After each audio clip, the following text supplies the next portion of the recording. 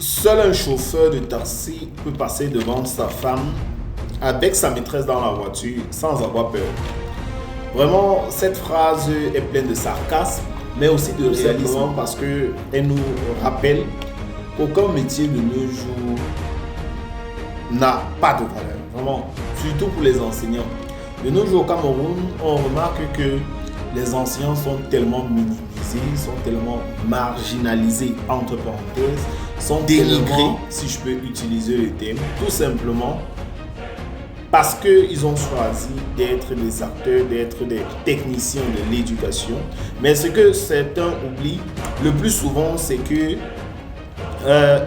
donner du mépris à un enseignant, c'est donner du mépris à son enfant, parce que c'est grâce à cet enseignant que vos enfants demain seront. C'est grâce aux enseignants que nous avons les présidents de la République, c'est grâce aux enseignants que nous avons les informaticiens, c'est grâce aux enseignants que nous avons les graphic designers, c'est grâce aux enseignants que nous avons les monteurs vidéo, c'est grâce aux enseignants que nous avons tous les métiers, les corps de métiers qui existent. Un matin, 6 heures, prendre sa douche, aller à l'école, rester devant les élèves, surtout pour les enseignants du primaire, rester devant des élèves de la maternelle qui ont entre 0 et 12 ans, de 6h à 17h, puis rentrer chez vous, ne pas avoir le temps de prendre soin de vous, préparer ce que vous allez faire avec ces mêmes enfants demain, et que par après, que ce soit l'un de ses parents ou un passant en route, vous dénigre pour votre métier. Et ce qu'on oublie le plus souvent, c'est que l'enseignant est un porteur d'espoir, c'est le savoir nécessaire au changement des choses, c'est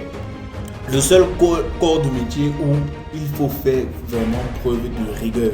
Et la façon d'être rigoureux dans ce métier est tellement exceptionnelle, et je le dis en tant qu'enseignant. Parce que vous avez un enfant à l'école, il ne sait ni écrire, il ne sait pas parler, il ne sait pas être discipliné, bref, c'est une ardoise vide.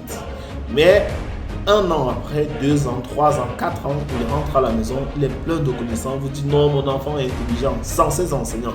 Est-ce que cet enfant pouvait atteindre cet objectif? Est-ce que cet enfant pouvait réaliser ses exploits?